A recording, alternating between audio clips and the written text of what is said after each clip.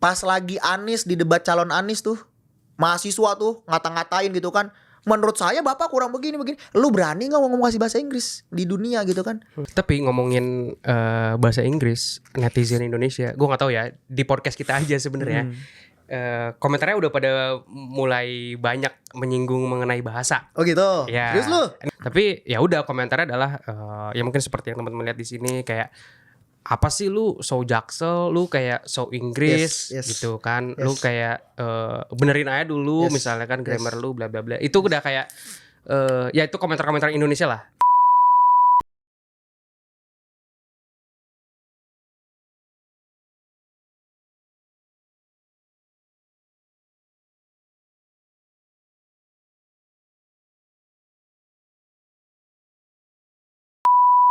Kurang lebih tentang Seta ya kurang lebih gitulah ya. Jadi mungkin kalau ada politisi siapapun itu di dunia eksekutor gitu ya, revolusi mental Jokowi itu ditunggu-tunggu bro. Dan orang-orang pendukung Anies itu, gua bukannya pengen politik apa gimana, gue punya banyak teman gitu ya. Tim ses ring satunya Anies juga ada di teman, adalah sahabat gua, ketua BEM Unpad. Ya circle lu Iya, lah. circle gua lah gitu kan. Orang-orang yang menantikan revolusi mental itu ada di Anies. Kenapa? Karena Anies adalah orang yang pemimpin yang calon presiden yang dianggap sangat peduli dengan pendidikan. Revolusi mental, it's part of the pendidikan. Dan revolusi mental itulah yang gue bahas di Seta yang tadi.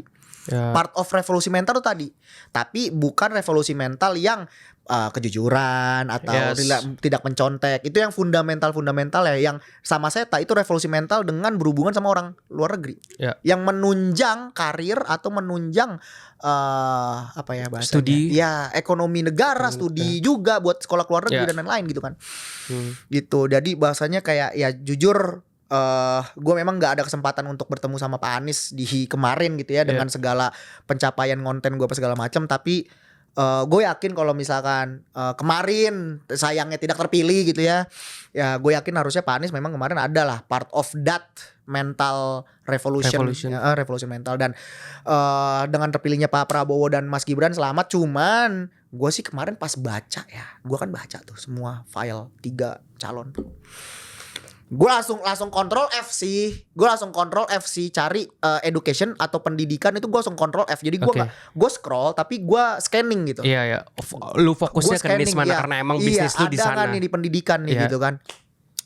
Ada pendidikan, ada, cuman dia nggak spesifik ngomongin belajar bahasa asing atau revolusi mental.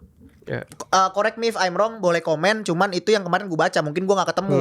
Tapi gue langsung kontrol F, memang nggak ada yang bahasa asing specifically gitu kan. Jadi ya maksud gue kalau misalkan dari pemimpin apa namanya yang terpilih sekarang ingin Indonesia dengan ekonomi segala macam, mungkin Mas Gibran dengan mudanya dia, dengan apa namanya pengalaman dia, keluarga bisnisnya dia, apa ya, terjun langsungnya dia di dunia arts, di dunia UMKM dan lain-lain itu memang bagus. Tapi maybe dia bisa mendobrak UMKM dan membuat volume transaksi rupiah kita seperti ini. Bukan transaksi rupiah dengan luar negeri yang mungkin kita nanti ekspor masuk rupiah apa segala macam, itu kan nanti naik ke GDP kan. Itu yang gua sangat sayangkan gitu. Kita ngomong competing with other countries, tapi kita masih ngomongin jago kandangnya, bukan main keluar kandangnya gitu. Itu yang kena lu ngomongin pemerintah sih. Langsung dicari kan. Aduh. Kunci. Maksud gua apa ya? Lebih kepada coba siapapun yang menonton, mungkin ada di kepemerintahan gitu ya, bisa peduli juga, mengingat juga. Aduh, ini beneran nungguin gua kayak depan ini. Bahaya ini. Ini Ali abis podcast ini ditangkap guys. Tapi by the way ini tolong kunci ditutup ya, supaya enggak bahaya ini. Diculik gue ini. Tenang. Iya. Nah, tapi pemerintah andilnya yang terakhir gue lihat ya, Menteri Pendidikan kita Pak Nadiem kemarin kan, gue baru tahu loh ternyata baru sekarang ternyata bahasa Inggris diwajibkan di sekolah dasar dan untuk seluruh Indonesia. Dan itu menurut gue salah satu kemajuan yang sangat bagus gitu. Pendapat lu gimana? Betul, karena apa namanya sebenarnya ya itu tidak menentukan sih. Balik lagi, gue comparing sama Jepang karena gue di sono, teman-teman gue juga banyak di sono. Yang guru juga banyak. Gue punya teman orang US sekarang jadi guru bahasa Inggris Jepang gitu. Guru SMA bahasa Inggris dan sama Jepang juga belajar dari apa namanya dari kecil gitu, dari SD. Banyak yang kontra, nanti ada yang bilang nggak semua kok SD dari di Jepang belajar bahasa Inggris bla bla bla. Tapi ada gitu. Pada akhirnya apa? Sekarang orang udah lulus kuliah juga nggak bisa, orang udah kerja juga nggak bisa bahasa Inggris. Jadi sebenarnya pada akhirnya bagaimana quality of control sih. Balik lagi, mau bernegara, mau berorganisasi bisnis, mau berorganisasi kampus, mau berosis, pada akhirnya manajemen kontrol. Bikin kegiatan, udah dilaksanakan, pengajarnya di stok gitu ya, udah ada stok pengajar apa segala macam. Kurikulumnya oke nggak? Penyampaiannya oke nggak? Tes-tesnya oke nggak? Gitu kan? Nyontek apa segala macamnya terjaga apa enggak? Itu semua holistic education system gitu ya, dan bahasa Inggris ada di satu gear tadi itu. Bahasa Inggris ada di satu gear itu. Gitu. Jadi ya it's a good choice, bagaimana eksekusinya gitu. Pada akhirnya eksekusinya, ide mah gampang gitu kan. Yang jago cuap-cuap itu mahasiswa depan Anies juga berani gitu kan. Tapi eksekusinya gimana gitu. Itu sih balik lagi sebenarnya kalau bagi gua ya. Dulu waktu gua masih ke SMA di 81 Jakarta, dulu kita RSBI ada bahasa luar negeri itu 4. Jepang Mandarin, Prancis, Jerman. Dan siswa semua diwajibkan untuk ngambil 2 bahasa di luar bahasa Inggris. Direkomendasikan 1 Asia, 1 Eropa. Yang gue ambil dulu Jepang sama Prancis. Jadi gue masih hafal lah ang de tra kat sek, ya itu bahasa Prancis gitu kan 1-10. Maksudnya sekarang setelah RSBI dihapuskan, hilang tuh standarnya tuh. Udah gak ada lagi tuh bahasa-bahasa lain tuh. 3 bahasa Inggris doang gitu. Which is itu penurunan level. Menurut gue kenapa bisa seperti itu? Itu politik pendidikan Jakarta ya. Itu gue kalau inget-inget waktu gue masih mahasiswa dapat cerita semenjak ya mohon maaf Pak Ahok jadi gubernur, dilarang ada pemungutan uang, bahkan wisuda pun nggak boleh mungut uang gitu. OSIS pun bikin acara nggak boleh mungut uang, nggak boleh tuh ada apa namanya jualan-jualan apa segala macam tuh nggak boleh. Kelas internasional di Jakarta yang Cambridge International School ya, seingat gue 81 61 38 28. Seingat gue Jakarta ini nih 5 SMA ini nih yang ada kelas internasionalnya dihapus. Rintisan sekolah berstandar internasional dihapus. Nah, which is itu ada penurunan tuh. Gue nggak tahu tuh sejak seingat gue semenjak Pak Ahok tuh yang jabat. Pak Ahok naik, kita udah mahasiswa waktu itu. Tapi karena gue dulu OSIS dipanggil-panggil kan, Kak ini begini. Ya dapat lah gue cerita tuh dulu dari adik-adik kelas lu. Dari adik-adik kelas gue. Jadi ya balik lagi kalau misalkan Pak Nadiem udah memutuskan seperti itu ya bagaimana eksekusinya sih. Execution. Tapi ideasnya udah bagus, kayak niatnya, intensinya udah oke. Ya, kita mau naik level nih, dan semoga tadi benar kata Ali, eksekusinya sih yang menentukan akhirnya kan. Ya semoga eksekusinya juga oke ya. Terakhir paling training of trainer, mencetak guru bahasa Inggrisnya. Maksud gua UNJ pendidikan bahasa Inggris bagus-bagus loh. Yang pengajar-pengajar saya juga banyak yang UNJ, UPI Bandung gitu kan, pendidikan bahasa Inggris. Sastra Inggris banyak bro, sastra Inggris Unpad seangkatan berapa ratus orang bro. Tiap tahun sekian ratus orang gitu kan di satu univ kita doang gitu. Itu, dan yang ternyata terpanggil untuk menjadi guru sedikit gitu. Jadi ya pahlawan tanpa tanda jasa itu mari kita bangkitkan lagi lah. Iya, atau ya kita jangan bilang tanpa jasa juga. Kalau bisa sih ada programnya yang mengincentivize para pengajar ini sampai akhirnya mereka punya motivasi yang sangat kuat untuk mengajar semua calon generasi bangsa kita berikutnya untuk ya udah belajar bahasa Inggris seserius itu. Sampai di angkanya mungkin 50%. Gua nggak tahu ya 50% akan tercapai apa tidak. Tapi menurut gua kalau misalnya angka 50% ini tercapai, bro, Indonesians gila powerful coy. I mean English itu kayak benar-benar ngebuka kayak mungkin 99% informasi yang tidak tersedia di internet gitu. Kalau lu hanya mengerti bahasa Indonesia aja, ya udah itu yang bisa lo consume. Yes. Even lu pakai AI pun, AI Indonesians secara LLM ya, large language modelnya dengan bahasa itu kayak kecil banget datanya gitu yang mereka olah. Tapi kalau lu udah understand English, lu sama AI juga prompting GPT-nya pakai English, promptnya juga menggunakan English, lu bakal accessing banyak banget informasi English di luar sana yang ya itu nggak aksesibel kalau lu menggunakan bahasa saja. Jadi menurut gua kalau 50% orang ini ngerti English dan mereka ternyata curiosity-nya juga gokil dan lain sebagainya, mereka punya jiwa entrepreneurship juga. Ya akhirnya mereka bakal create something yang globally mungkin bisa impactful gitu. Yang akhirnya membawa ya pundi-pundi uang lah dari negara-negara lain ke Indonesia gitu. Akhirnya mereka interested, gue mau deh main. Ini ada entrepreneur ini nih, ada cryptopreneur ini nih, ada sociopreneur ini di Indonesia. Akhirnya dia mungkin dari Jerman atau dari mana berangkat aja ke Indonesia gitu. Karena ada satu orang yang bikin bisnis yang menarik secara globally gitu. Dan kalau misalnya itu ternyata banyak, wah Indonesia jadi sih cuy, negara maju. Yep. Gini sih bro, ada lagi cerita bahwa mungkin nanti ada yang komen gitu ya, atau teman-teman gue mungkin ada yang bilang juga bahwa orang Perancis juga banyak yang nggak bisa bahasa Inggris. Lu ke Paris tuh yang bisa bahasa Inggris dikit ternyata. Tapi apa? Kita nggak bisa compare sama dia. Kenapa? Ada historical di sana. Historical di mana Prancis pernah berjaya di muka bumi gitu ya, perang apa segala macam gitu kan dengan kisah Napoleon apa segala macam. Sehingga dia memang sudah memposisikan posisi negaranya secara geopolitik sudah di atas gitu. Negara Indonesia masih di bawah. Kita harus climbing ke atas. Caranya gimana ya? Learning English. Philippines itu kenapa dia bagus? Malaysia negara jajahan Inggris.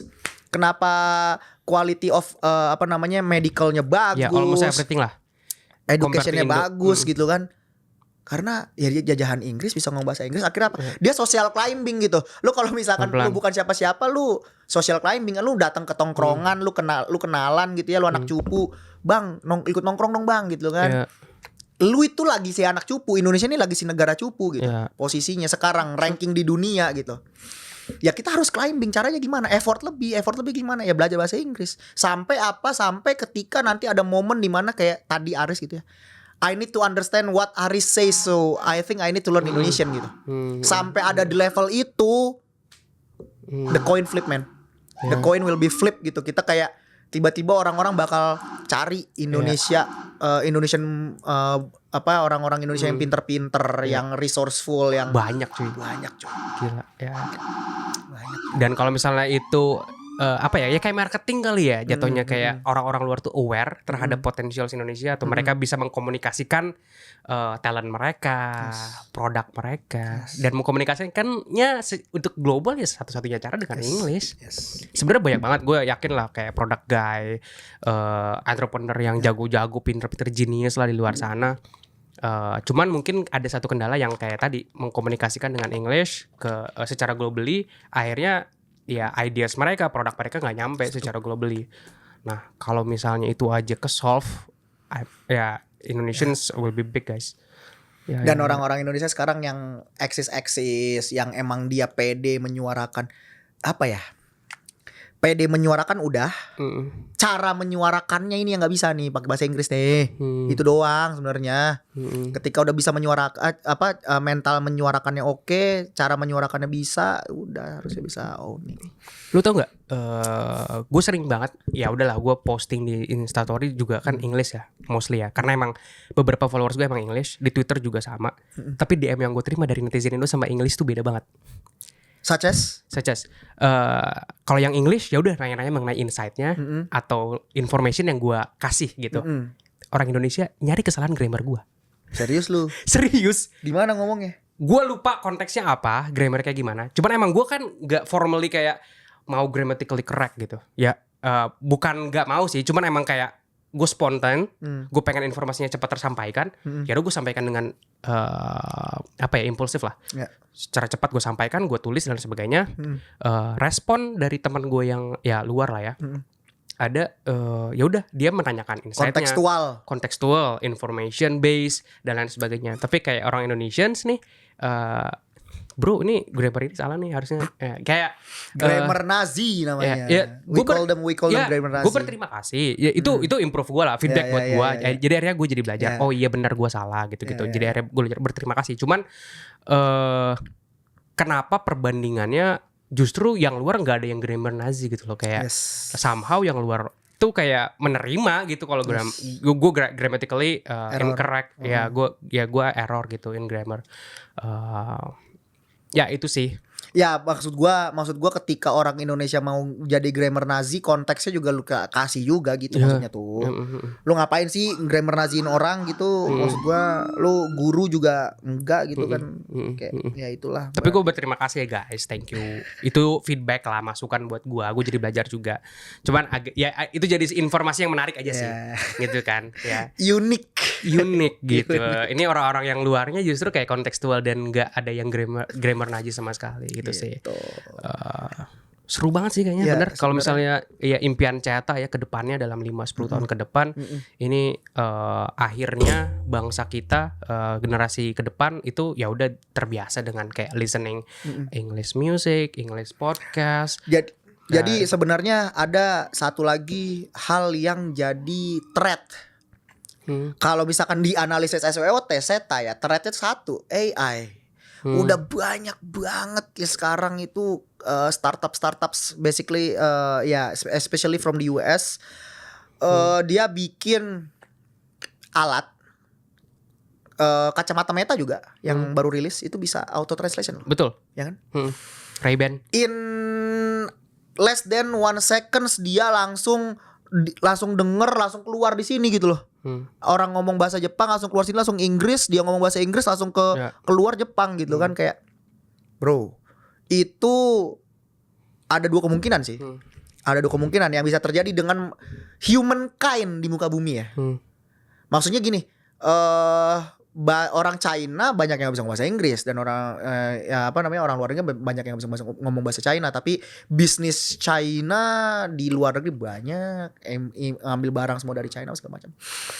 Jadi translation is a must gitu ya. Sebenarnya translation is a must khususnya dalam perdagangan luar negeri. Oleh karena itu gue bilang ada 2 kemungkinan yang akan terjadi sama humankind. Yang pertama bahwa semakin sedikit orang butuh belajar bahasa luar negeri karena udah terbantu sama AI. Yang kedua akan ada orang yang bikin tren di mana kalau lu dibantu AI lu cupu.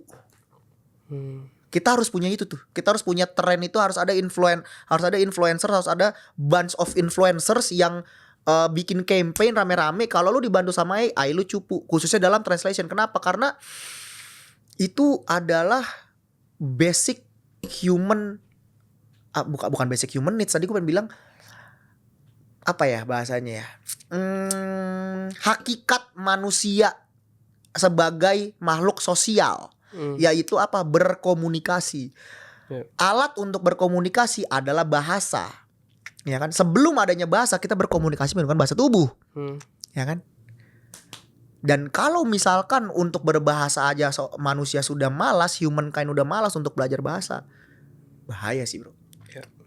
Gitu. Itu yang sebenarnya jadi threat sih buat Ceta. Jadi kayak apakah ini bisa hilang atau gimana jika ilmu bahasa itu bisa setara dengan ilmu matematika? Dianggap pentingnya, sama-sama dianggap penting bahwa lu gak bisa matematika, lu gak bisa ngapa-ngapain bro, buat hidup gitu. At least 100.000 tambah 100.000 berapa? 200.000 tambah 30.000 230. At least kayak gitu bisa. Gitu kan. My name is Ali, what is your name? Atas kayak gitu. Ya ada apa ya? Ini hal menarik juga yang ingin gue sampaikan mengenai AI ya, dan kaitannya dengan bahasa Inggris. CEO Nvidia, Jensen Huang. Oh iya, dia ada ngomong tuh gue. Yes. Jadi dia bilang kalau misalnya programming language, at the end, gue gak tahu ya, at the end of decades probably kedepannya yang kita butuhkan hanya satu, English, which is English. Jadi ya kedepannya everyone can code. Jadi ya lu nggak perlu Java, lu nggak perlu bukan titik 2 garis miring dalam buka kurung bla bla bla kurung angka.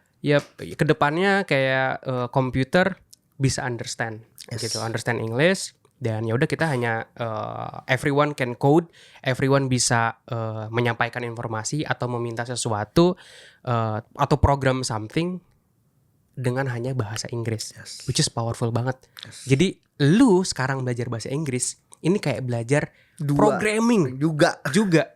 Yes. Dan this is huge loh. Maksudnya kedepannya tuh apa? AI chip bakal super fast, AI program bakal lebih gila, prompt engineering itu bakal super big juga gitu. Ya. Lu bisa create movie nanti dengan Sora dengan hanya prompt, tapi promptnya pakai apa? English gitu. Kalau lu belajar English aja, ya lu bisa mengakses almost all kind of program lah yang berhubungan dengan AI. Karena AI sekarang LLM-nya atau bahasanya yang mereka digest sih untuk pertama English dulu. Jadi dengan belajar bahasa Inggris, gue percaya dan thanks to Cetak yang sudah create Cetak English untuk teman-teman yang pengen belajar bahasa Inggris. Karena ya dengan teman-teman bisa bahasa Inggris, teman-teman bisa code, bisa create movie with Sora later, atau bisa menyuruh AI do something in the future. Dan bisa mengakses banyak informasi yang non-accessible dengan hanya bahasa Indonesia. Risk to reward-nya itu too good to be true ya.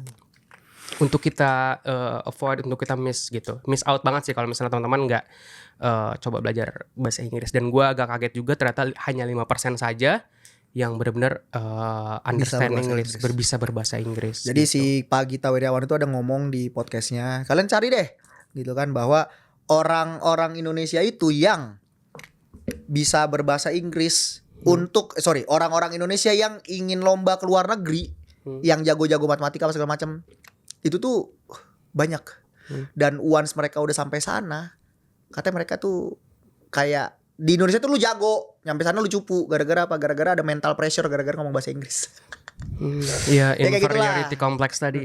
Nah, BTW gue pengen balik ke cerita Aris tadi. Anyway,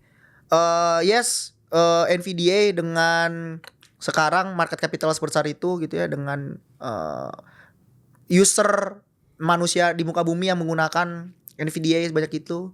Tapi once nanti ada negara yang overcome gitu ya, yang kita tahu gitu kan, bisa jadi nanti bahasa Mandarin yang dipakai, bro.